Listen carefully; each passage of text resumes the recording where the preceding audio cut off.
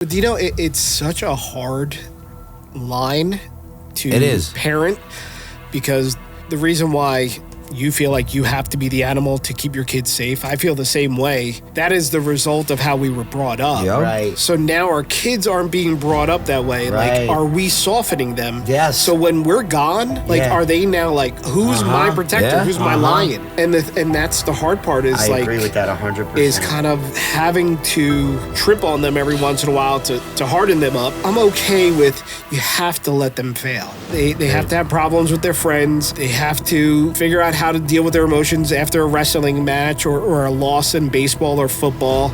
You can't coddle them the whole time. Guys, before we get started, just want to let you know, if you have any questions for us, please click the link below. You could ask us any questions via email, and we'll get back to you by the end of the episode. All right, guys, we're here with episode 39. We have very special guest, Mike Timpani. He is the man. We ended up meeting each other, I think, on Facebook Messenger years ago through real estate. And we've really developed a really strong friendship. And he's got such a awareness on the responsibility that we have, which is such a blessing of being a dad, a husband, a business owner.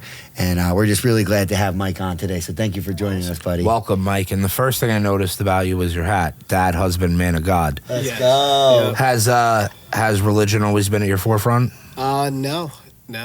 Actually, this is my newest gift for my kids from a birthday yesterday. Happy birthday. Yes. So, no, it was never in the forefront.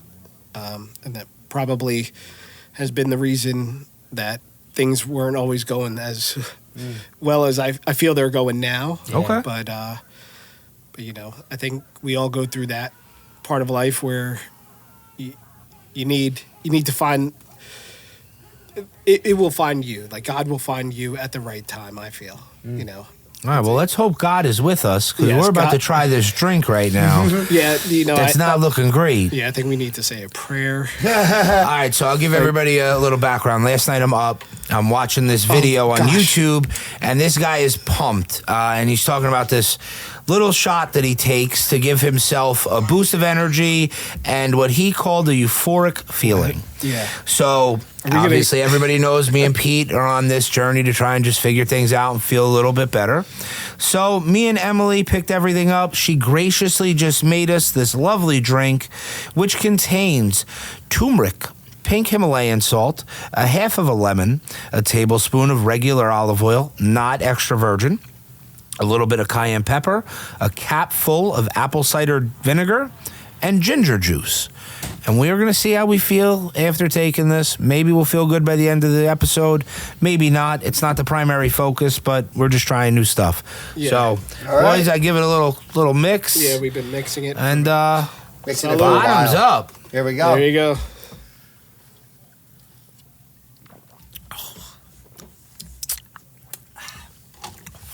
Let's not do that again.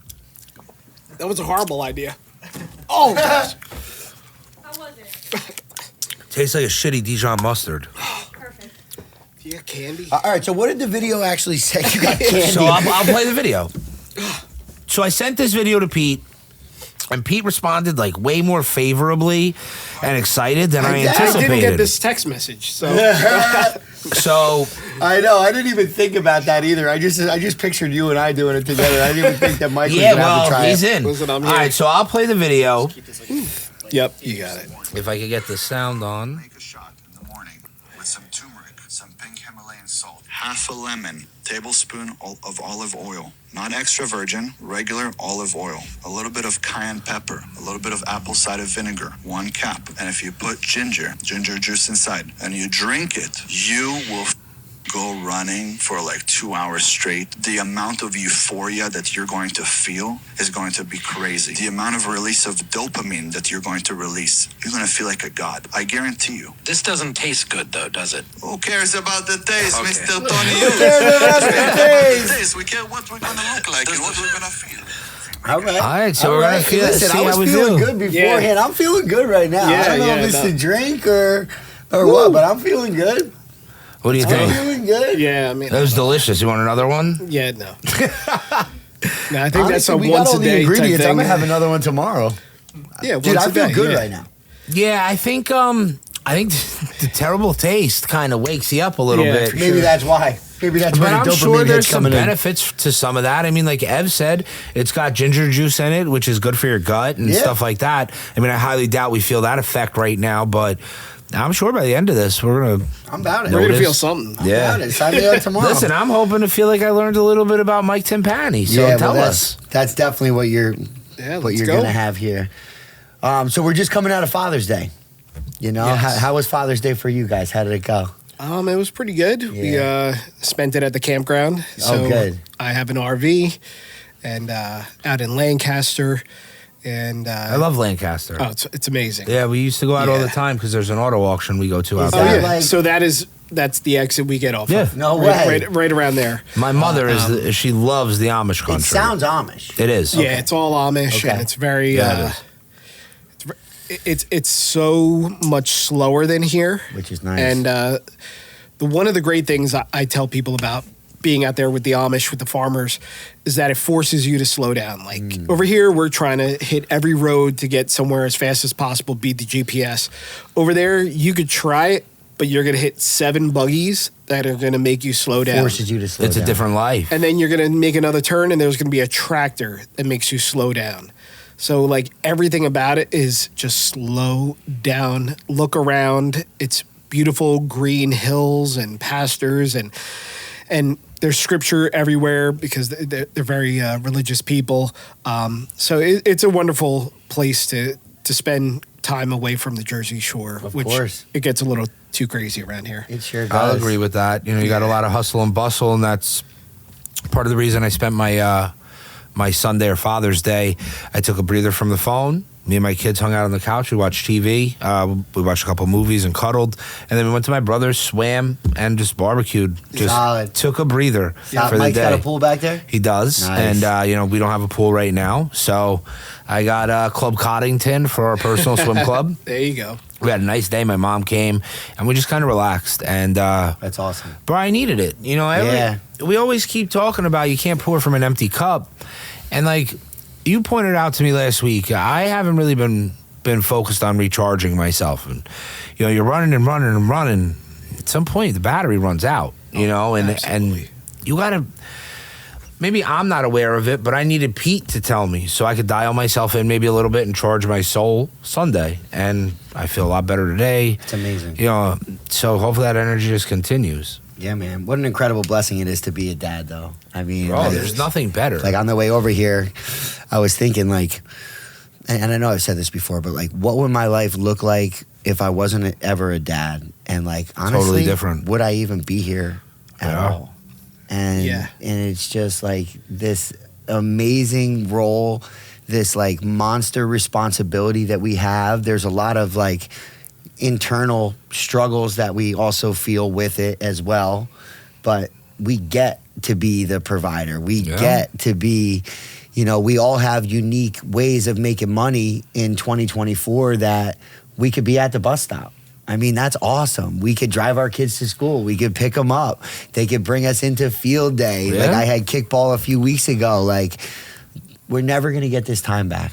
And I'm so glad that we have what we have and the ability to, you know, it could be way different, dude. We could be living, like, working up in New York City. And it's just like, hey, they invite you to kickball. Submit And it it's to like, the you got to grind. ask somebody if you could take off. They might say no, you know. And now it's like, oh, man, you know, I went and got all the money in New York City, but I came back, I missed out on kickball. And I'll By tell the time you, I got back, my kids are sleeping. Like, the money is worthless if you can't enjoy it with the people that mean the most. And honestly, like, we just had Max's birthday party at CJBMX.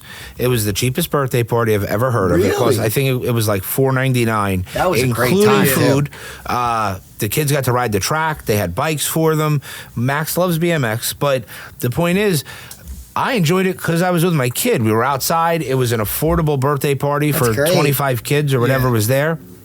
it's actually a really good price for these I was days. gonna You say, go to that's trampoline cheap. park or How about something. this? Like, Friday night, you can go there for $5, I think it is, open track. Yeah. $5? $5. awesome. You show up, you pay them, you ride. It's a really cool vibe too. Yeah, My it's- little guy Carter was there. Yeah, but it's affordable, and that's my point. Like, Yeah. it doesn't take money to enjoy time with your family. Exactly. Me and him get to go every Friday night, just me and him. On Mondays, he's got his league night there, which is free if you registered for it. You have to pay USA BMX, but it doesn't cost me an arm and a leg. I don't need to be submitted to going to New York City to make that New York City money to enjoy my time with my kids. Last night, it. we almost missed wrestling practice because we're outside having a catch on the front lawn. Solid. By the time I looked at my phone, I had like 5 minutes to get to Pete's. There you go. We're racing over there, but my point is the money's meaningless. None of that cost me any money Yeah, to do that, exactly. really. Exactly. So, Mike, when it was Father's Day and you're with the family, was your focus on the family, or did your dad come to mind periodically throughout the day? And Well, so today's actually the anniversary of my mom's passing. oh, I'm God sorry. bless. So 25 years today. God bless. My father, his crazy ass is still around. Okay. But we really, I'd say, we never had the best relationship. He's the typical hot-headed Italian.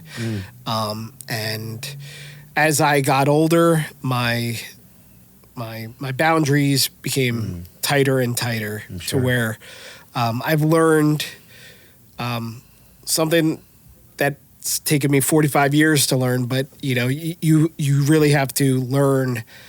It's not about not forgiving the person for how they act or whatever, but it's about creating boundaries so you could stay healthy. So,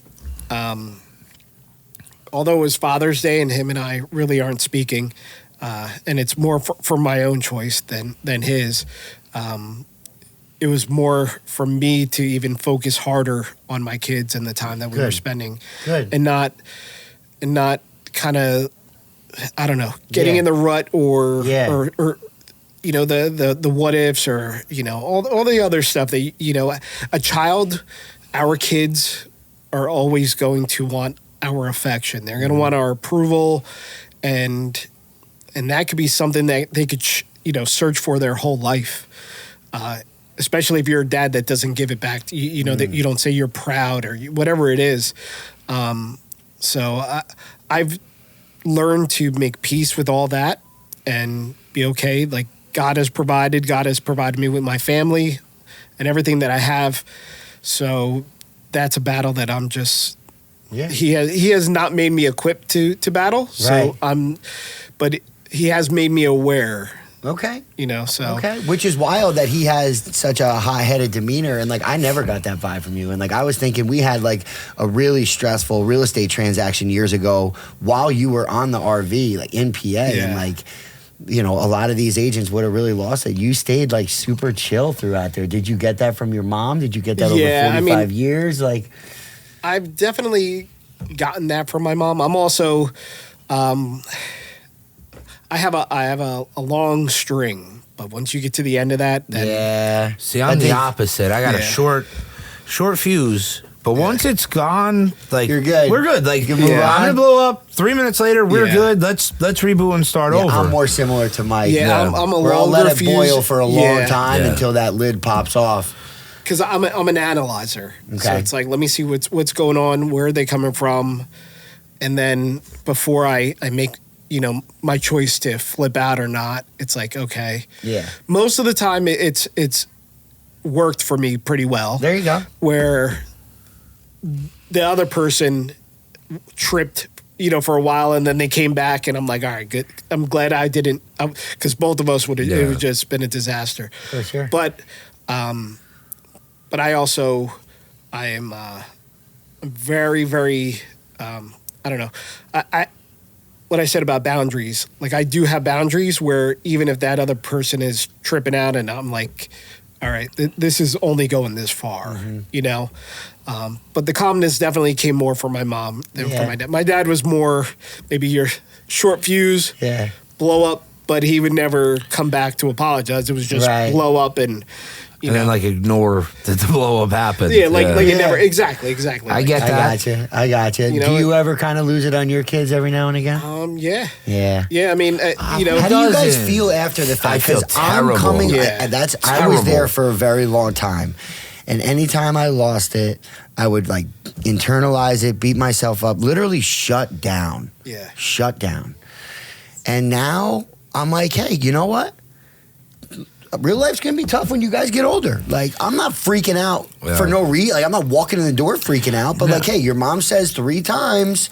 On that 4th time, I'm coming up the stairs. See, like, that one doesn't. It's like, that doesn't bother me so much. But the unnecessary or unwarranted ones do. Are you taking out some of your energy from your life on them? I caught myself 2 weeks ago. I had a rough day. I take my son. It was a Sunday. We're at Pete's. And we went to Pete's. Then my mom called me. Something happened with my dad. I go to her house. We leave there. We go to BMX. I come home, and Max wanted to help I had some guys over helping me put a trampoline in the ground. And Max is like in the way, busting chops. And I looked at him, I go, bro, all this energy you had, why couldn't you get it out of wrestling or BMX? They said, instead, you just kind of floated around. And I walked away, and I turned around instantly, and I looked at him. I said, bro, I don't even know why I said that to you.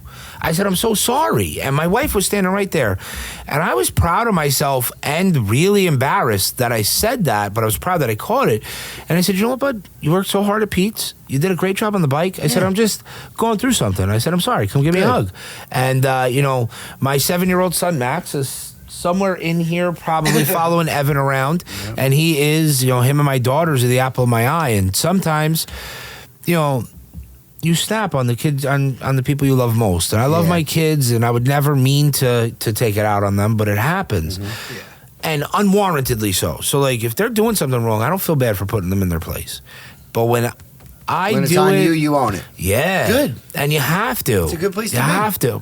It's a shit place to be at the same time, though. Yeah, but at least you kind of put it to rest. Self-aware, and let them know you're sorry. I had a absolutely. similar instance just recently with Mason, where we went for a walk. Me, Carter, and Mason went for a walk, and Mason was like running full speed from like 40 feet away, and Carter was way in front of us, and like he didn't intentionally like blow through him.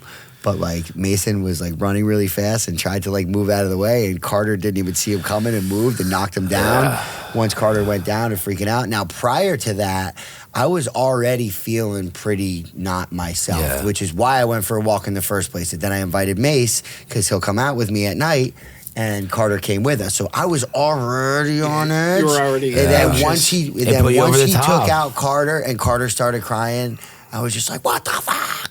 And just like freaked out. And then I picked up Carter, I put him on my shoulders. I kind of did that shutdown thing again. I was kind of giving Mason dirty looks. And then I was able to calm down pretty quickly, and I was like, dude, I'm sorry about that. But it's a shit like, you didn't do it on purpose. Yeah. Like, I saw you running full speed. He moved. You knocked him down. Like, I was already pissed off prior to that, and I just internalizing it. And like, once I heard your brother's voice and he was crying, I lost it, dude. My bad. I love it. Now, does he understand that? I think so, but he kind of shuts down just like I do. He's got the same. It's like a little mirror, dude. Like, I'm literally watching. Like, I can't even get mad at his body language because he sees me doing that crap. So like Rosalie's super sensitive. So I have 3 kids. I have Max, Rosie, and Josephine. Rosalie's real sensitive. I don't have to yell. I could just like look at her and she'll cry. Yeah. Max takes it pretty good. Like, and I think he's very aware. At 7, as aware as he could be of how I feel. He knows that I love the crap out of my kids, and my girls know that too. Josephine, you've seen those videos, like there's that kid that's a no limit soldier. That's my daughter Josephine. Mm-hmm. She don't care. I could scream at her. She's gonna come over, Daddy, give me a hug. I love you, baby, because that's what I needed. But Max, like, if I apologize, he's like, yeah, Dad, we're cool, and then we move on. Moving on. And I appreciate that. Rosie will cry for an hour, but just off a look. But Max deals with it pretty well, and Josephine's unfazed. The other side of that is so bad. Like, if you didn't address that and you just let him go sit in his room in his own thoughts, who knows what's in this little boy's mind right now? You know, we were little kids once. Does Dad hate me? Yeah. Is he really mad? Did I mess up? Now, before you know it, he's like, you know, afraid to make a mistake, afraid to even say anything. Is Dad going to bug out on me? Like, to put yourself in their shoes is pretty important, too. And, like, realize, hey, we were kids once, too. Like, Yeah, when my But you know dad what? yelled, I would get really upset, dude. When I was a didn't want him to kid, yell. I knew my parents loved me. Yeah. But there was never a point. My daughter had to do this thing for Father's Day, Josephine. And one of the things was, what does your dad like? Or what does your dad love? And what is your dad good at? And she said, I love hugs and I love cuddling. I hug and cuddle with my kids all the time. I didn't get that as a kid. I mean, it just wasn't there. But last night I caught myself. Now everybody in the neighborhood comes to me to fix their bikes. I'm cool. So my neighbor's over. It's dark out. I can't see. I'm like, bro, you got to come back tomorrow so I can fix the bike. I'm tired. I want to go inside. And we start talking, and Mac's like, I'm going to work tomorrow. And he's like, you work? I was like, yeah, he pays rent. And he's like, what? I said, yeah, he pays rent. He pays rent with hugs. And Max started laughing. And I said, you know what, David? I said, when you go home tonight, I said, I want you to make sure you walk in the house. I said, give your parents a hug. There you go. Tell them you love them. And if you don't, I'm not fixing the bike. There you go. But, like, I'm really big on that now. Like, it means the world to me for my kid to get that hug. There you go. I just want everybody to get it. Like, and I probably sound so soft saying this. No, it's fine. I can't believe I'm fine. saying But do you that's know what? real. More people need to do that. Yeah. You know, in the sports world, you see how the parents shut down on their kids. Yeah. You see it in football, you see it in wrestling, you see it in every sport. The kid doesn't hit, Right. swing the right way, and the parent's pissed off. Yeah. You know, the kid isn't getting the blocks the way he needs to. And the parent walks away pissed off, and that kid's looking back. He is. He feels And it. they see dad walking away, on the wrestling mat. Like, the dads are yelling louder than the coach. Yeah. And they pick up on it. Yeah. And it I don't know, like, sometimes sports bring out the worst in these They sure fathers. do. Wrestling especially, though, and Pete used to say that, like, wrestling's a hard sport, but I got to see it at Kalahari. These parents were over the fucking top, bro. Oh, yeah. My kid is in the middle of getting tech folded. I'm like, way to go, buddy. Keep fighting. And I feel like around me, these guys are like, I will fucking rip your face off if you don't win. Yeah. And I don't understand that. Like, it's my job to be an animal. It's my son's job to feel loved. There you go. And it's my job to love him. There you go. I'll never let him think he's going to war by himself. I always got his back. Yeah. Win, lose, or draw, I got him. I don't know how parents could be in their kid's face, especially at such a young age. But do you know, it's such a hard line to It is. parent, because the reason why you feel like you have to be the animal to keep your kids safe, I feel the same way. That is the result of how we were brought up. Yep. Right. So now our kids aren't being brought up that way. Right. Like, are we softening them? Yes. So when we're gone, like, Yeah. are they now like, what the fuck? Like, who's my protector? Yeah. Who's my lion? Yeah. Yeah. You know? No, it's you, buddy. It's in there. And that's the hard part is I like, agree with that 100%. is kind of having to trip on them every once in a while to harden them up. Yeah. But then also, I have a 12 and a 7. A 12-year-old's way more sensitive, rule follower. 7-year-old, friggin' nut job. He tried paying off the umpire at the Little League. Shut up. Swear to God. Can we hear that story after So- you finish your thought? Yeah, Or tell us the story. I'm good. I gotta So hear the week this. before, we're at a game, and an old ump comes out of a Cadillac, and my son goes up to him and he says, "Hey, listen, if I got a bunch of dollar bills in my back pocket," he's a catcher. He goes, and I kept dropping them. Well, the ump call strikes on the other guy, and the guy starts to laugh. He goes, yeah, bring money. So championship game comes up. He goes up to the umpire, hands him $1, and he says, "Call strikes on the other team." The ump laughed. He was like 16, and he gave him the $1 back. But he came up with this on That's on his awesome. own. This is the mentality of my Luciano. No, but that's really cool. Yeah, That's but hilarious. he's like your young one. Like me and him could go. He is my carbon copy. Yeah. Like you said, like you look at him and you see the mannerisms. I see the way he acts, and I'm like, it's just DNA. There's Yeah. nothing else, because I have 2 kids raised in the same household that are totally different. Yeah. My older one, he's much more sensitive. He's much more coachable. I was able to coach Angelo, my older one. The little one, I had to bow out quickly because in T-ball, he wanted to be the coach, the umpire, the catcher. He wanted to be everything. He was, and the thing is, like, the the thing that we always say is Lucci gets what Lucci wants. And it's true. And it's kind of because I'm all about like, hey, listen, if you could convince someone to do it other than me, it's not going to be me. I'm behind you. If you could sell this, go ahead. Yeah. And what does he do? He goes right up and he sells it. There You know, you go. like, hey, I'm gonna have a ball in my hand and I'm gonna trick people into thinking that the ball's out there and I'm gonna get them out at home plate. Wow, smart. And he's doing the trick and everyone's laughing. And I'm like, listen, whatever. Like, Go for it. Yeah, go for it.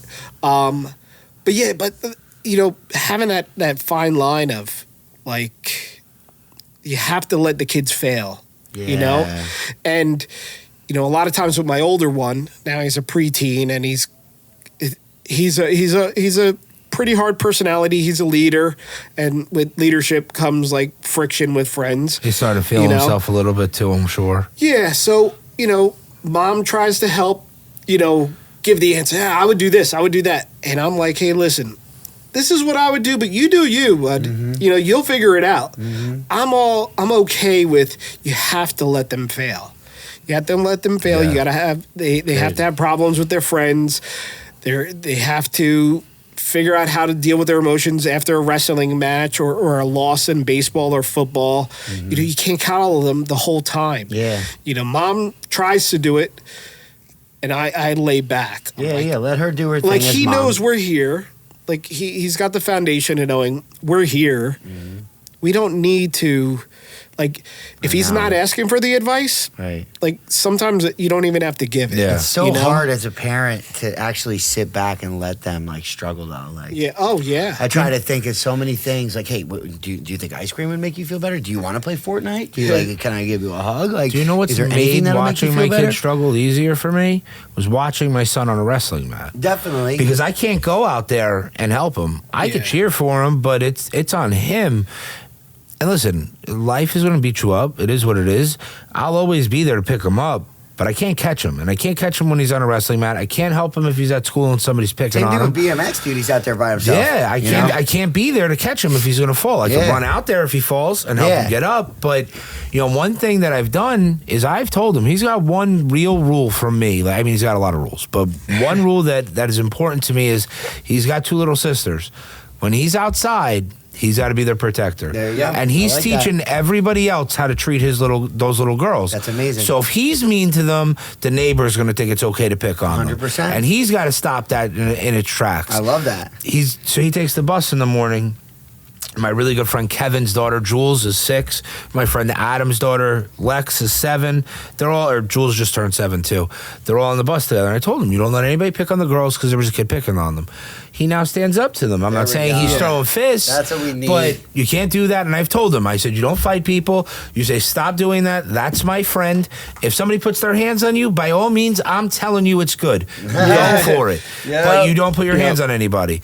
And Oh, definitely. a few times I've been told that he stood up for a couple kids. And, you know, maybe I'm teaching my kid to be a little bit overprotective or over-aggressive, but That's all good. We need I that just- shit in No, this that- world, that's- man. She got too I soft can't. out here. Well, that's what I was going to say. I can't just make him soft. And listen, my daughters are soft, but my daughter Josephine will fist fight anybody. I'm sure. She's ready to go. She has Yeah. fist fought my 4-year-old repeatedly. And Rosie's a big girl.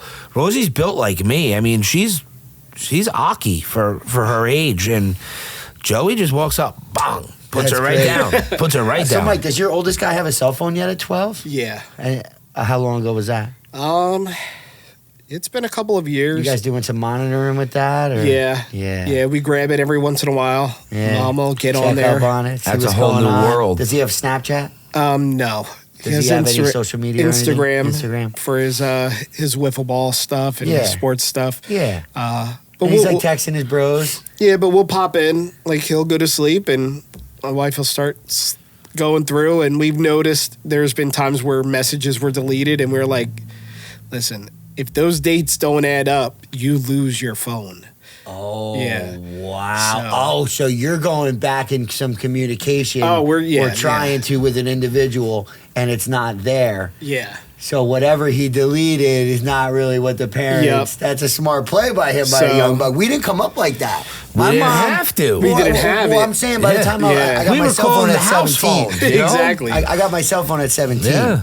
And text messaging and social media wasn't a thing. All we really had was That's true. Everything calling. was on the phone. You know, because there is another balancing act here that's going to happen. He's going through it now, and we're going to be going through it as to knowing. It's almost not good to know too much either. Like, our parents didn't have any idea where we were, and we turned out fine. Their parents had no idea where they were. Now we got these tracking devices. Bro, I want to let my teenager be a teenager. So, like, when we were talking about struggling and failing. Oh, okay, you guys are spray painting some shit? Okay, well, now you got to, whatever it may be, whatever bonehead things that they did, without, I don't know, man. Yeah, I deal with consequence at some point. That's going to be hard. Like, all the kids in my neighborhood have these Gizmo, I don't know, whatever it's called. Things. It's like a watch that you could call and track. Oh, yeah. So, like, Max is outside. He's on the bike, and he goes out and does his thing.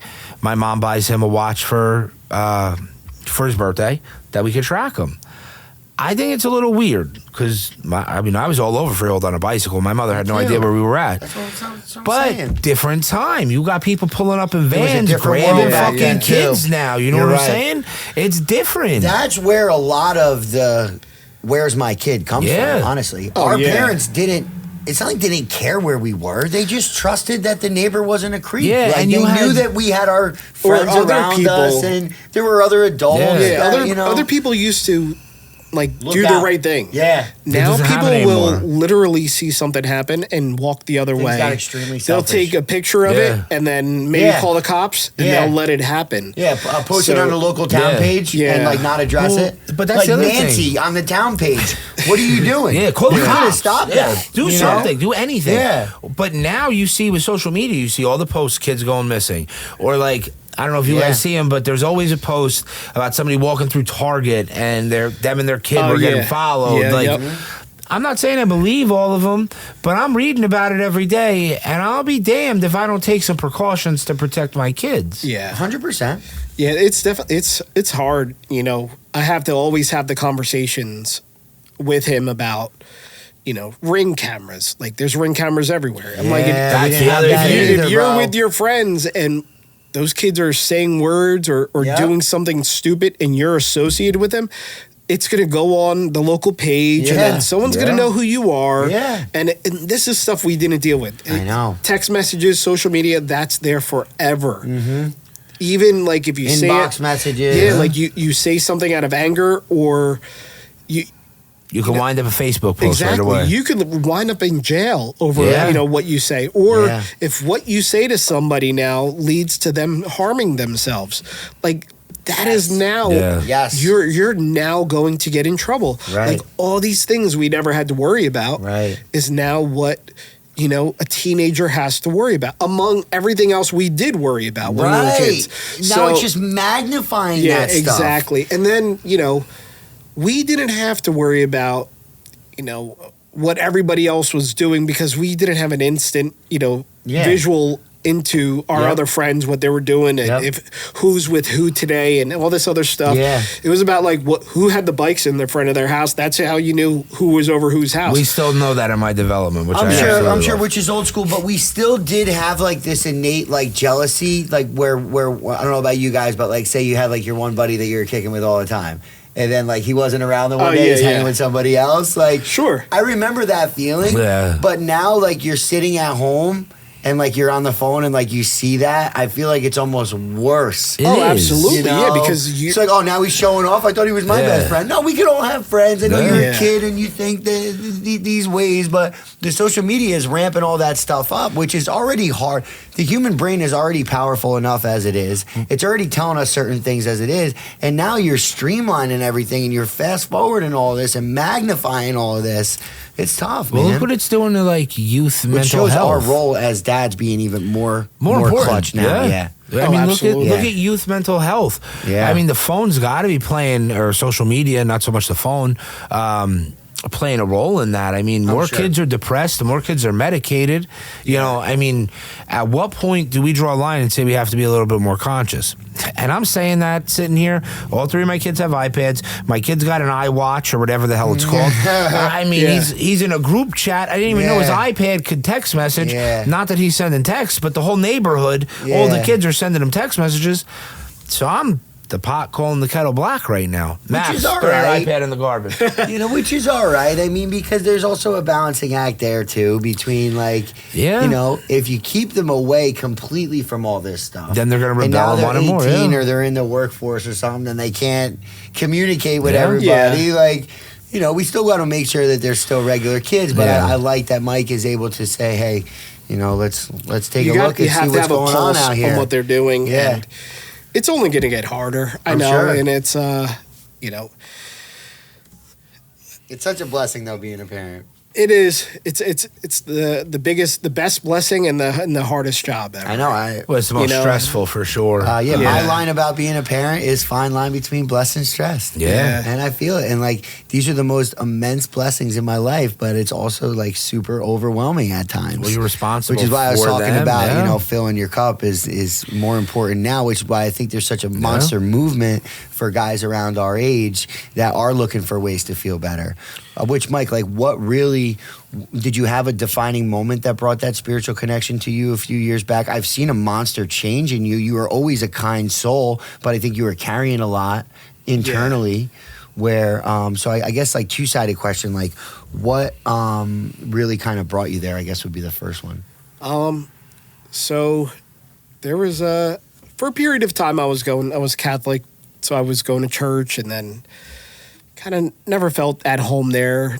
Had my own differences with the politics of the church and all that other stuff. So then me and my wife were married in the Catholic Church. Our first son was baptized. The second son, by the time Luciano came around, I was like, I just didn't feel it any longer. And I was just doing it my way, you know? And a couple of years ago, I was having issues with my teeth and all this other stuff, and which led me to going to Croatia to get major dental work done. So here I am in another country, nobody around, about to get my face ripped apart. And I was like, what the heck? Like, for a minute, I was like, what the fuck am I doing? You know? So I ended up in Croatia. Yeah, so like, now, if you look up Split, Croatia, it's absolutely amazing. What's funny, so backstory, like, the work that I needed done here was $50,000. Over there, 14. God bless. Big difference. Yeah. So I didn't even look up, like, where I was going. I was like, I'm in. Yeah. I'm in. This isn't going to be a financial burden. I have to get this done. And then, like, 2 weeks before going there, I looked up Split, Croatia. And it's an absolute, like, it's one of the biggest tourist places in Europe. I thought you were going the opposite too, way. No, the other place, it was like Turkey, which is mad suspect. So, and they're like on, you got to get a visa and all this other stuff. So I'm like, all right, this place looks beautiful. It's old. It was from like the Roman Empire times and all this other stuff. So anyway, I get myself pumped up to go there, and like looking back, you know, in my head, being a guy, I'm like, nah, I'm good. I'm going by myself. My wife was meeting me in Rome the following weekend after the work. And then we spent the weekend together, and we went back home together. But anyway, so I go there, I go to the dentist, I'm going through all this stuff with people that I can't even understand. Yeah. You know, they speak English pretty well there, but they're speaking their language while they're working on me. And when you can't understand what the heck they're saying, worst case you're like, what the fuck? Yeah. You know, Are they stressed? I'm sure, like, in their native tongue. Yeah, like their languages probably sound stressful, even if they're not. So I'm like, what the fuck are they saying? You know, and the girl was like, oh no, I'm okay. This is what we're doing, and she's walking me through it. And the first day I get there, and as soon as I land, they bring you right to the dentist. It's amazing. They have the hotel set up. They had everything set up. So like, they picked me up, brought me to the dentist, started the work, brought me to the hotel. The next day, I'm out walking around Split, Croatia, which is absolutely gorgeous. And I end up in this church that was from like the Roman Empire times. Wow. And it was just me in the church. Wow. And that was the time that like I felt like I had people around me. Like I was being hugged by loved ones. I felt so at And peace. it was just you in the church. It was just me. And That's it was incredible. at that moment that I was like, it was like a switch. Like I was like, God, you know, you brought me here. I don't know any other way. I ended up here at this time. I'm in this church. I'm alone. I have nobody else. Like if whatever happens, happens. But at this point, it's in your hands. Like I'm too far into this to walk away. They've, the next day they were getting ready to rip all my teeth out and all this other stuff and put in implants and all this crazy stuff. But it was like I became so at peace at that moment. Good. Peace is a big word that everybody's looking for. That I was like, that was what was missing in my life. Yeah. That's amazing. I have to go pee real quick. Go ahead, dude. So now, what kind of church was that? Was it a Catholic church or? And please excuse my ignorance, but yeah, Croatia is kind of foreign to me. Yeah, so it was a Catholic church. So that area of Croatia was once ruled by the Venetians. Okay. So Venice, like from where Venice is now, all the way around the Adriatic, which is where Croatia is, they're in the same part of the sea. So if you're looking at like the boot of Italy, it's on the right side of Italy. So it's all like kind of the Mediterranean. But so Venice used to control that whole area. So that area has like a mixture of Italian influence and it's all very Romanesque in that area. So would you go back to visit? Oh, or absolutely. have you gone back to visit, I should say? So I had to go twice for my procedure. The second time, I brought my family. Yeah. Yeah, so they came with me 10 days. We stayed in Split. We took a road trip to Venice. That's I rented cool. a car, which I don't know if that's smart or not, but we rented a car from Split and drove all the way to Venice for the weekend. We went to an Italian soccer match in Venice. That had to be awesome. There's nothing more energetic and spectacular than a soccer match in Europe. Yeah, it's kind of crazy. It is. I've been to, I think, every professional sport here. There, we can't like put a candle up. No, for 45 minutes straight, they are chanting and banging on a drum, and there's not one person in the bathroom or at the concession stand. Wild. And then they break, and they go to the concession stand, they go to the bathroom, another 45 minutes, nonstop chanting, hitting a drum. We had front row seats. My son looked like he was out of The Godfather. He's chanting out there. All these Italians are chanting at him. And it was amazing. It was so, what was like the hardest thing for me to go through, losing all my teeth and go through all this stuff, ended up being like an amazing experience for my kids. Like what they saw over there and what they experienced because of what I was going through, like they would have never have been there. Right. Now, if it wasn't for that bad moment that brought you there. Based on those experiences there and them getting to go over there with you, are they religious or your wife religious at all as well? So, but just before going there, I literally started Googling churches in my area. I'm like, I don't know. I'm going to find a church. I don't know what denomination. I'm just going to go bounce around. Mm-hmm. And I like that. And there was a church in Long Branch called Searchlight. They're a Bible Christian-based church. So one Sunday I was like, hey, listen, I'm going to go to church. You guys don't have to go. This is just something I feel I need to do. My wife was like, nah, we're going to go. And this was just before going to Croatia. And we went there, and I was like, the one pastor, Chris, kind of looks like you. He's got a beard, tattoos. The other guy they look like me and you. They look like regular guys. They preach in regular clothes, and I just like their message. I like the way that they brought the gospel out, and I was like, all right, this seems pretty good. I didn't know where I was going with it.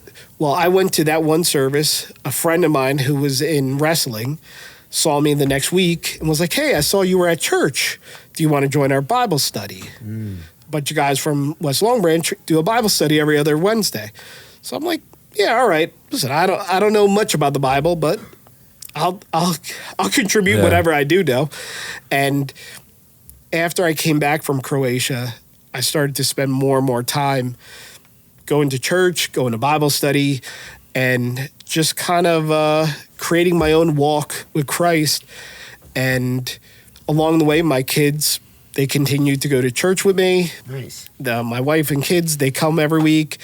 And last summer, they did baptisms in the ocean they were offering. And me and my son ended up getting baptized together. Cool. That's awesome. Which was awesome. And it's you know, people think like you go through that transformation, you get baptized, you're like born again and whatever.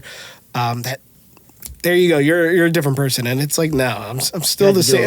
I'm still the same screwed up person I was 6 minutes before getting dunked in the ocean. You know what I mean? How has navigating life with God removed a lot of maybe negative self-talk or some of the weight that we talk about carrying on our shoulders on a daily basis? Like, how has that been able to kind of take some of it off? Because, you know, I was saying over the years we've gotten close and we've been talking a lot, and like I saw a change in you. Yeah. So it's a lot of work, and really it's work that I couldn't have done without other men in my life that are there to guide and lead me into reminding me that there's certain things that we keep on as weight, as, you know, bricks in our backpack that we have no control over. And only God has control over it. But we try to control it. We try our damnedest to hold on to these bricks and like we could do anything about him. Like my father, I can't control the person he is. I can't control how he acts or how he reacts. I can control who I let sit at my table. So I think I said earlier, I'm kind of in a similar position, and I'm pretty clear today because there's things that are far beyond my control that I can't let affect me. You know, there are certain things going on right now that... It's a blessing to hear you say that, Billy. But you said it before. You said I look a little bit rejuvenated. There's things that are not in my control that I cannot handle. I cannot change the outcome. All I can do is adapt how I feel and how I respond. Thank you. Now, Sunday morning, what I did leave out of our Father's Day routine, my wife woke up. Now, my wife grew up incredibly religious. With life, you know, she hasn't been to church much, but she's very close to God. She went to church on Sunday, and, you know, we got some stuff going on, and, bro, I'm sitting here talking to you, and I feel like you're talking to me specifically, like maybe I need to reconnect with the Lord in some capacity. I was hoping that. It's the truth, though, like, because I got a lot of things that I'm not saying I'm asking for, and I feel that I do a lot in return for whatever blessings I've received. But I'm asking for guidance, and I'm asking for freedom, and I'm asking for a release. And you know what? Maybe and I've always said I can have my relationship with the Lord on my terms. And I believe that. I could go for a walk and I could talk to God. I could sit at my bedside and I could talk to God. I don't need to do it in the confines of a church. But maybe I got to walk in and maybe I got to bless myself a little bit and just reconnect. Put in some of that good work that Mike's doing. He calls it work, but it's not digging a hole. It's learning about yourself and life and taking some of these burdens off of you a little bit and kind of putting things in somebody else's hands. Just for a little bit more peace and knowing, like, I know that there is a higher power and I have faith in God and all that. But ultimately, I know I'm responsible for my outcomes. But my grandmother always used to tell me, God puts things in your way and you get the right to choose. You have freedom of choice. If God gives you a fork in the road and you choose the wrong path, that's on you. If you take the right path, you receive some blessings. If God puts, temptation in front of you and you choose to accept that, that's not on God. That's on you. So, like, maybe I just got to get back with the Lord a little bit more. Yeah, dude. What's the greatest peace that I get is, the Bible says we're not rewarded for our works. So I was always like, I'm a good dude. Why is this shit happening to me? Like, why is this? I'm good. And it was like, I felt like I was always putting money into a bank so good things, could happen. Not consciously. No, but I get what you're saying. But what you end up finding out and what ends up really bringing peace to me is that it doesn't matter if I was good today or if I was bad today. as long as I'm asking God for forgiveness, for his watchful eye, for his grace, for his mercy, he's good with me. Like, he doesn't love me any less for my bad works as he loves me for my good works. Like, it doesn't matter to him. Once, you know, for a Christian, once, you know, and I'm very new still in my walk, but, you know, once we come and say, like, God, you're our Lord and Savior, and the Bible says, you know, all we have to do is confess to him. You know, the man next to him on the cross who was getting murdered next to him was a criminal, you know, and he granted him access to heaven because he said, I believe in you. Like, you could be a murderer and still go to heaven when you confess and you say, like, God, I've fucked up. I am not a good person, and the only way I could get through today is to have you in my life. Like, that is where the peace comes from, is knowing that I could do horrible, like today could be the worst day. I could have been a bad father. I could have yelled at my kids, and he's not keeping a tally on. Keeping a tally. Like no, like, are you asking for forgiveness? You are forgiven, you know? And that's where the peace comes from, is knowing that, you know, I'm going to do a home inspection and miss something. And it's not out of malice, but no one's perfect. But do you know what? Okay, I'm human. Like, if I have to go to litigation, like, whatever, like, I'm taken care of. Like, you know, and the other thing is really coming to terms, you know, if you're a believer, you believe that the best days are way ahead of you. But if you're not a believer, that these days here are your only best days. You know, so knowing that whatever I'm going through here on earth and here, while, you know, with family, with sickness, with death and everything else, this is just what I deal with here, you know, and knowing, you know, having the belief that I'm going to be somewhere else one day and not have to worry about that. Like, it's kind of living, you know, depositing into a retirement account that's way, way, way bigger than we could ever imagine, you know, and that brings me peace, you know, and I always used to wonder, like, there was someone I knew that their kid passed away from cancer, and I was like, how the hell are they so, like, still, like, so thankful to God, like, God, thank you for this time.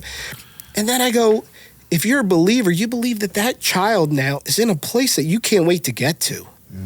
You know, like, they just took the fast road there. Like, that's still a shitty fucking thing to have to worry about. It's a shitty thing for us here as men, as humans. But, like, as a believer, you're like, wow, like, I'm going to be there at whatever time I'm going to be there. Yeah. And we're still here to grieve, you know, and like, there's no magic, like, oh, I'm a believer in Christ, I don't grieve. I don't, like, no, like, we're meant to grieve. We're meant to grieve together. And that's where this walk, like, being together with other people, like, I think it's an easier walk to make, keeping other people in your life, than trying to do it alone. You know, like, my church is all about, like, you can't live life alone. You can't do this alone. You know, to live and love like Jesus is to be around people. You need alone time. God, you know, Jesus went and had alone time. We as men, I think we get too much on our schedule and we don't create enough alone time. You know, I agree with that. And there's nothing wrong with that. Like, and I think we feel like, I don't know, we're doing something wrong if we're saying, like, hey, I need to go away, like, Saturday and not be around anybody. I feel bad about that. Yeah, I know, like, so genuinely. Do I. But do you know what? Like, I think we need that more than we let it on. You know, for me, I'm thankful every other Wednesday I go with the guys, we go over scripture and we're at this Bible study, and it does give me that time apart to become a little closer to God, not be near all the kids and the chaos. But still, I think that I'm still not giving myself enough time away. Right. You know, because, like you said, like, when you're empty, you can't fill up anybody else. Yeah. And, you know, as a Christian, that being a huge part of, like, what's gotten me through every single day, you know, through depression, anxiety, and everything, that some therapy, and, you know, and that's another thing I think most, you know, there's a fine line there where some people lean too heavy on Christianity and religion, and they think, like, that's the only way that, like, no, like, listen, when your alarms are going off nonstop in your head, sometimes you need something to quiet those alarms. That's what medication is there for, you know. there's a point, there's that fine line where you can't pray yourself out of the hole. Right. You know, like there's just too much anxiety there. Sometimes you need help. And I think, for me, I'm very open with letting people know, like I've been going to therapy. And you find success in it. I do, because, me and Pete would call it, unpacking sessions. Yep. Sometimes, especially as a business owner, you just need an hour just to talk whatever is on the fuck. It doesn't even make sense sometimes, but it's to a person that has no interest, nothing into, your business, your friendship or whatever. They'll give you straight up recommendations on how they see it. It's different. Like if I'm talking to Pete or you or whatever, like you're trying to see the positive in what, where a therapist, a good therapist will be like, you don't see like maybe this. And then you're like, yeah, you're right. Yeah. Shit. Yeah. Like maybe I should. Yeah. And then you leave that hour like relieved. And for me, like what's crazy is I leave there and I'm still closed up. Like I'll come in and my wife she'll be like, "Oh, how's therapy?" And I'm like, I still have to process it. Yeah. Okay. And then over the next couple of days, like it slowly comes back out, and I'm like, all right, cool. Like I get where, I'm a vault. And I need time to process, but having that time to just let my brain unload. Yeah. See, I can't do. I don't know. I'm a little fucked up in that sense. I keep my shit to me, and we've always said, I was taught, shove that shit deep down inside. Yeah. Don't talk about it. Don't cry. Emotion is weakness. Whatever. Traditional therapy won't work for me in that sense. Probably for me because it is a stranger that's not gonna. I've surrounded myself with a lot of people that'll look at me and hold me accountable and be like, "Bro, you're fucking up," or "I disagree with what you're doing," or "How you handled Max or Rosalie or Josephine the other day, I don't agree with it." I can't sit down with like some stranger and be like, "This is how I feel. This is why I feel this way," and I keep answering, "Well, how did that make you feel?" or "Could you see it a little different?" It just didn't work for me. Yeah, do you know? I have to say, like maybe I had shit therapists, but there's definitely. Have you ever done like therapy I've sessions? tried therapy. Yeah, it didn't work. Like multiple times. I think I tried 3 times. 3 different times. Work. How old were you? Probably like 18, 22, and 27, maybe somewhere in there. But like, and I'm not saying I gave it like the old college try. I mean, like we went for like a session and a half, and I would just like walk out like this is bullshit. Yeah. What really brought you in there back then? Like outsiders telling you that you probably needed it? So the first time I got in trouble, and I guess I was maybe a little younger than 18, I'd gotten in trouble, and some of it was like anger management and self-reflection. Right, so that's like a third party suggesting it to you. Yeah, so I already hated it, so fuck that, right? So that's the first one. What about the next one? Same thing, another person? I think that was probably... I'm trying to remember what actually like made me go. I think it's just like talking to my mom, and like I just wasn't feeling great. Like my grandmother, both her parents were sick. My dad had just gotten sick, and just give it a shot. Like I heard other people talking about it. Let's try it. It didn't, and honestly, at that point in my life, I really didn't have much to fix. I just didn't really know how to manage my feelings. Mm-hmm. Like, and that's the truth. Right. Now I'm probably pretty fucked up, but I'm pretty closed off. I can sit here and I can talk to you guys. I can let Ev listen and Alan listen and Emily and even my little 7-year-old who I know loves the shit out of me. And I'm going to get more value sitting here than I am in that hour session with a therapist who I feel like is there for my money. And B, maybe has an ulterior motive in keeping me coming back and not actually finding a solution, which I could be wrong. No, your experience is your experience. No, come listen, here, bud. Thank you. I love it. That's the best therapy in the world for me right there. And That's the best. And you have this on a weekly basis. But my point was now at 39, I think your conversations would be a little bit different. They would, but they'd your also demeanor probably would be a little bit different. And not to say you have to go, but I'm just picturing a pizza pie. And if you could add in one slice and just kind of try that, because we're trying. We just tried some drink with cayenne pepper that might give us diarrhea to feel peace. If you could talk to somebody, if you could literally talk to somebody, and like Mike, it seemed like you wanted to say something. So, what like with therapy, I see it as like now that I've been through it I've been through a couple therapists. It's almost like advertising. You throw an ad in whatever ad book, you might never. The first month, you're probably not going to get a phone call. The second month, you might not get. Month 6, you might get a great job. Month 12, you might get 3 great jobs. Yeah.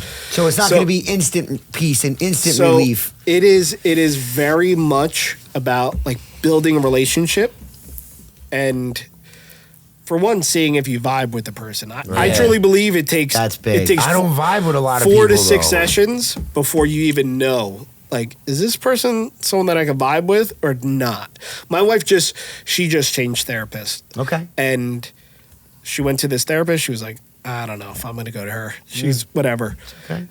This is week 4 or 5. She's like, I really like this person. There you go. Like, I'm seeing things in this person that I'm like, wow. Like, so same thing, like my therapist, it took me a while to vibe with him.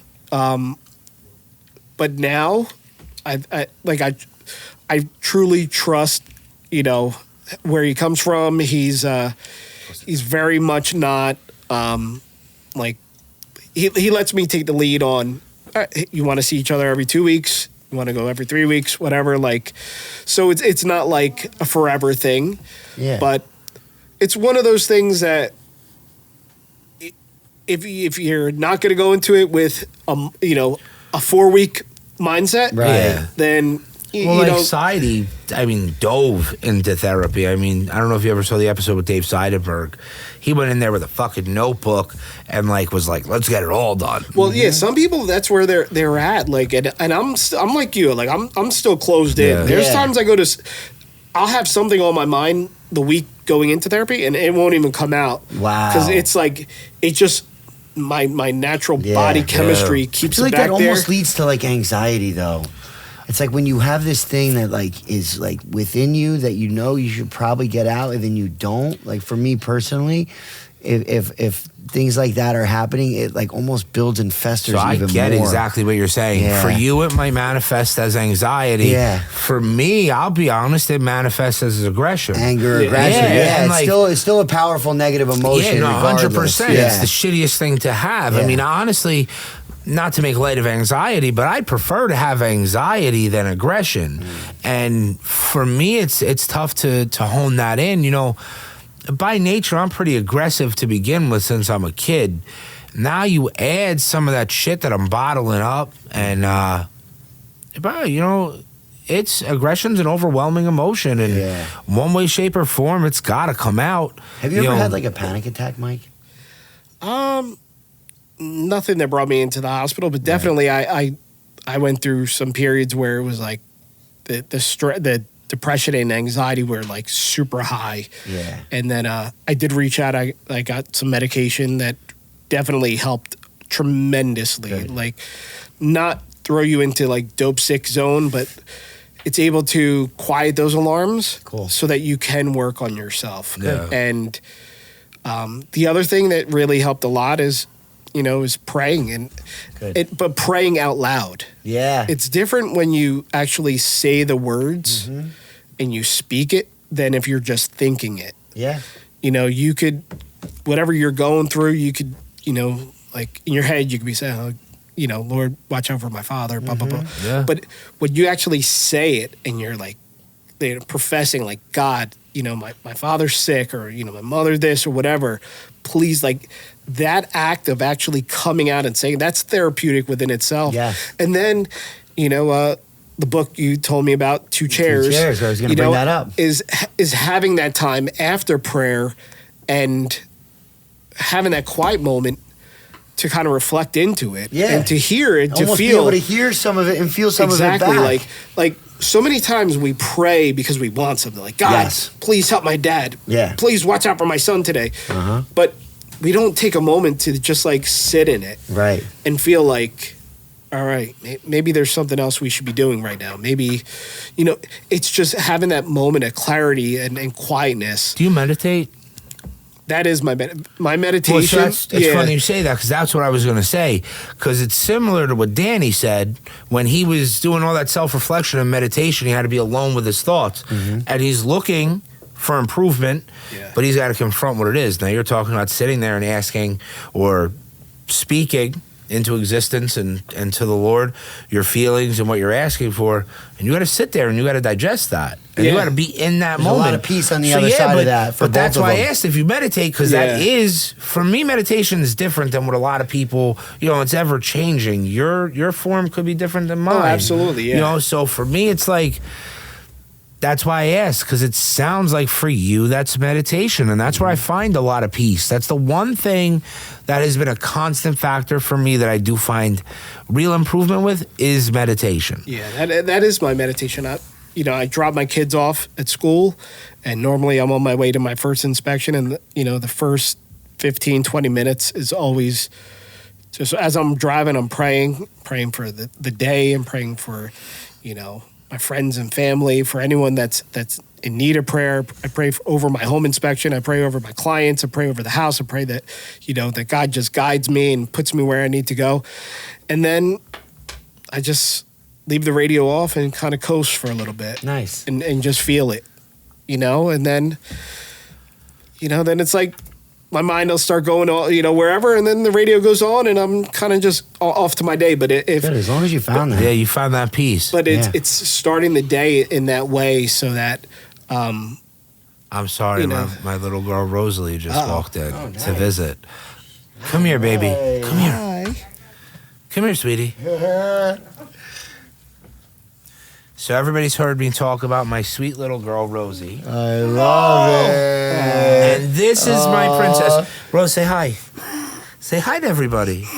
You can wait. She's, I'm sorry to interrupt you, Mike, but I love it. Rosie is like, that's my homie. Actually, Max is too, of course, but these guys, this is for me why I keep going, and sometimes why, even though I'm struggling, I can fake a half smile, even though I don't smile.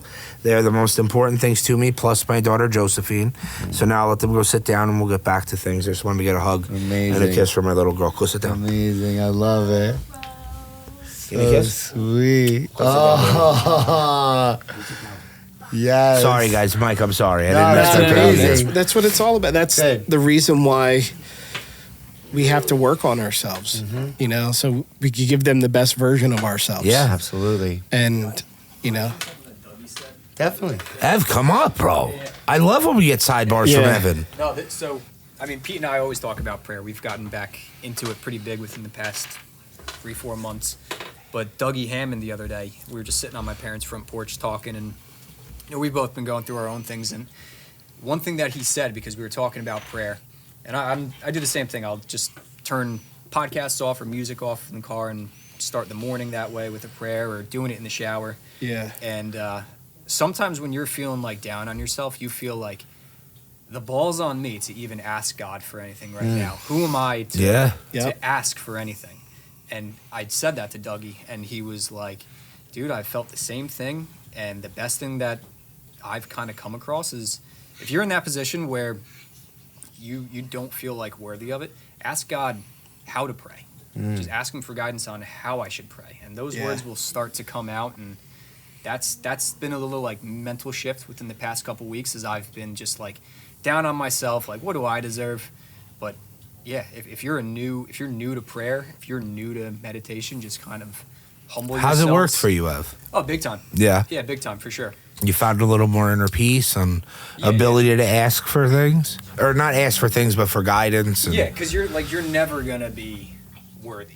That's something that you got to stop chasing. You're always going to be enough, but you're never going to be like good. You're never going to show up to the golden gates and, See, but that's never something check all the boxes. Yeah, but that's something I struggle with here today. Forget about getting to the golden gates or pearly gates and figuring out that maybe I didn't check all the boxes.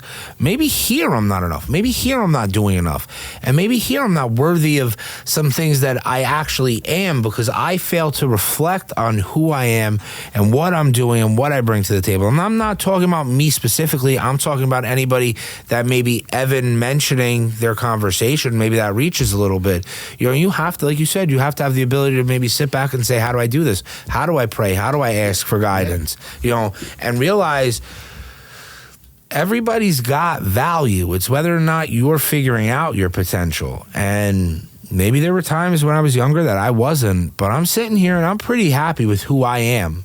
I might not be happy with some things going on, but I'm very happy and content with who I am. And and that's what's important. Well, as a believer, you believe that, God doesn't do things wrong. So your creation, the way you are, the person you are, isn't a mess up. You're not a mess up. Like, we are not messed up. Because if you think that you're messed up and you should be better, like, it's okay to work on yourself, but you're not a failure. Because if you're a failure, you're saying God created a failed person. Damn. God didn't create a failed person. That's deep shit. You know, like, we're not failed people. Like, if you're a believer, like, we're perfect. We just got to keep believing. We got to keep working. Like, God wants us to work on ourselves and be better, but we can't say that we're failed, because then we're saying that he messed up. So if he can't mess up, so then this is just who we are. This has been a deep fucking this day. Gave me so much. This gave me so much peace and clarity, and let me know that I'm not alone. And that book, Two Chairs, is basically a two-way street that Gina handed to me when I was a depressed mess, down and out. Yeah, you said that did a lot for you. She handed me the book called Two Chairs, and I've never been like a big reader. Like, I would like judge myself about reading. If they called my name to read in high school, I'd walk out to the bathroom, and I really enjoyed it, page by page. And it made me feel, when I was feeling like I was a depressed mess, anxious on that island alone, it really gave me a lot of relief. And I've taken that with me and added in. That's why I was talking about that pizza pie. I just added in so many different things that, for me could just help me navigate with some peace. But, this has been amazing. But when I was in therapy, it only lasted about 4 weeks. And Mike talked about being like a part of something. Like, after the 4 weeks was up, she's like, I think you should go join AA. And she didn't say that because I was telling her I want to drink. She's like, go find a community, that's like you and that's been through things that you've been through to like help navigate. So she didn't like tap out. She would have like welcomed me, but my sessions were unique to me. But I just needed to get shit off my chest with that wasn't my friends and family and loved ones. Like, but it took that third party I was asking you about. Like, it took me saying all these things to my family that they were like, yo, you should go talk to somebody. Like, I don't remember exactly who it was, but I was like, all right, cool. And I was a little bit, stubborn to it, I think, at first. And what the hell, like, blah, blah, blah. But I was at a point in time in my life that I felt like I really needed something to make me feel better. And when I would go in there, I would kind of just like start crying, like hysterically. And I would just cry for like a full hour. And I would just walk out. I had no driver's license, so my dad's like bringing me there and like picking me up. And then, but that had to make you realize the support you had from your father. Oh, that whole time really did. That whole time really did. If nothing else, you realized you weren't alone. Oh my God, forget it. Especially, I don't like to live any longer in those moments, but so much good has come out of those times. But one of the biggest things was like, I can't believe my dad is still here for me. Like, he would show up every morning. And your father's one of your biggest supporters, bro. He's incredible. And like, literally seeing him on Father's Day, he's about to be 70. And when I was asking Mike, like, hey, did your dad cross your mind and whatnot? My dad and his father's relationship wasn't the relationship that my dad has, and it's not the relationship that my kids and I have. My grandpa had 8 kids. My dad was probably born in like the 1950s. It's a different world back then. You got the grandparents kind of raising the kids, the dad's working. My dad didn't really get that love and compassion. Different time. So we were talking, and one of these realtors I spoke to, I'm pretty sure this is the conversation that sparked it, but I spoke to a realtor who I've worked with in the past, and asked our client if my family's from Bayonne, and he said no. She goes on Facebook and realizes that she grew up in my dad's circle of friends. I didn't really know my dad's mom that much. My grandma, she died when I was young. But this realtor tells me on the phone that your grandmother was so patient, such an amazing soul. And I told my dad about it on Father's Day, and he said, this is the first time all day that I've thought about my dad. So his focus was on me and my sister and his grandkids. And it brought me to bring up his mom that kind of brought that awareness. And I looked right in my dad's eyes and I said, I will guarantee when I'm your age that I'm not going to be saying that to my kids. I'm going to be thinking about you the whole day from what you did for me and what I'm going to do for my kids. So I don't know how many more Father's Day I have with him. Yeah. But I do know that when he's no longer here, he's going to be top of mind from what he instilled in me and what he put in me. And Billy, it's the same thing with you. Yeah. The hard reality of Father's Day is your dad's still here. He's not in the state he once was. He's still here. We don't know how many more we're going to have. Listen, I love my father. I'll take any day with him, the good, bad, and the ugly. But, anybody that's getting older, shit changes, right? Yeah. And unfortunately, we didn't really get to spend much time with him on Father's Day. He was in and out of some therapy sessions. And things are ever changing for us. But I'll tell you now, I'll say something to him and then I'm going to say something to you, and I hope you don't get mad at me for crossing a boundary. No. Enjoy every minute you have with your father while you can. I enjoy every minute I have with my father while I can right now, but you know where I'm at. Different capacity. You know where I'm at. So when I tell you enjoy while you can what you have, do it. And if you had anything to say to your father, do it. Because there's going to come a time that you might not have that opportunity to mend fences and fix things. You only get one father. I don't know your dynamic growing up. I know mine was tough. My father was a hard guy on me, but I know he loves the shit out of me. And there are a lot of things that I wish I said to him sooner in life, that maybe I was a little more open about telling him I loved him, because we were taught different. I give him a hug every time I see him now. I tell him how much I love him no matter what. And I would tell you, if you have anything that you have in your heart to say to your father, do it before it's too late. And I'm not saying it's too late for me to do it, but I see a different side than maybe you guys see with your fathers. If you got it, and you want to say it, say it. Religion's all about forgiveness and all that, and unpacking your shit. Just, that's the one bit of advice I'll give you, because Pete got me a little emotional when he just said that. That's all I'll say. And I'll just leave it there. You do what you want. I hope I didn't cross a line telling you. No, not at all. Not at all. I think conversation is what's needed, and that's do the it only. Before it's too late. That's the only way to unpack, And is there a right, will there ever be a right decision or not? I don't know, Your own personal growth, not to tell you what to do either. You could just take that suggestion for what it is. But your own personal growth and your strong spiritual connection now and your therapy and everything that you've done for yourself over the last 2 years, the conversation could be different because you're different. So you may not take his aggressive nature the way you did when you were a kid. And you know what? Maybe he doesn't want to have that aggressive nature anymore. People grow, especially, listen, you've evolved, I'm sure, in the last 10 years. Mm-hmm. Oh, sure. Mm-hmm. And maybe he did some self-reflection and stuff like that along the way as well. You don't know. But if you got it and you want to say it, I advise you do it before it's too late. Yeah. We'll see how it goes. Yeah, for sure. For sure. All right, let's get on to a lighter note. How did this shot make everybody feel? I don't have the shit, so I'm good. Yeah, we're good there.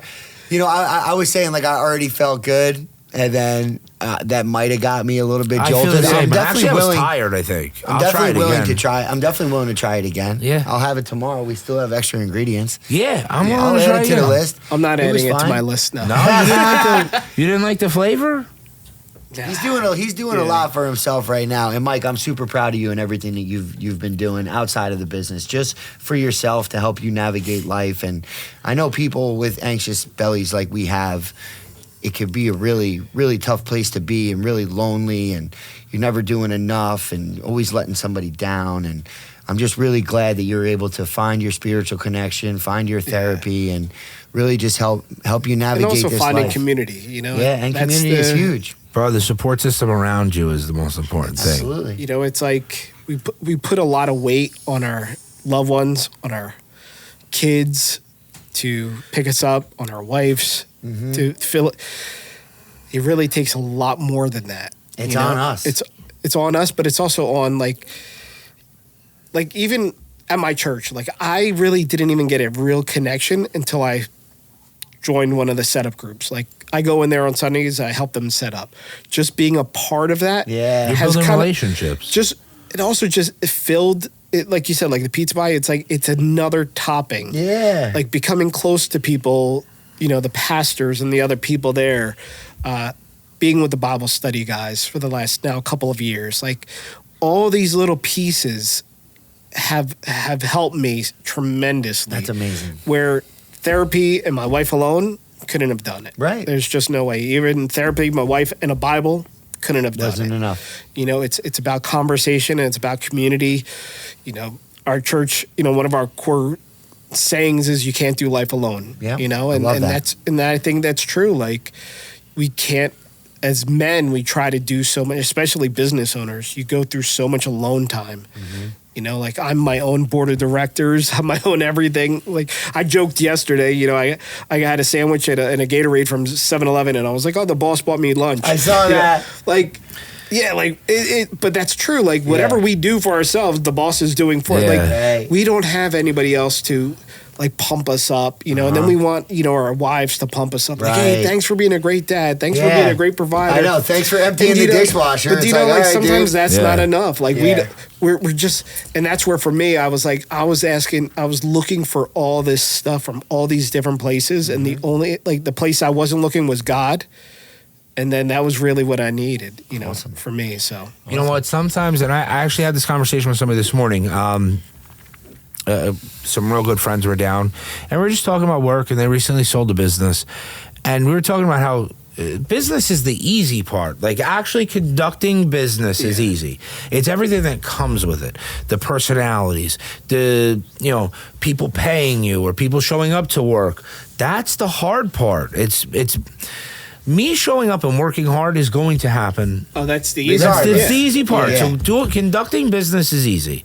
Managing all the personalities and the shit that comes with it, that's the hard part. It might get a little easier as you just continue to find ways to make sure that you're okay. Listen, the one thing that I know I need more positive reinforcement. So like whether I'm going to find that growing a little closer with God or, you know, I'm going to, yeah, whatever it is. Yeah. But like I said, I'm an aggressive person.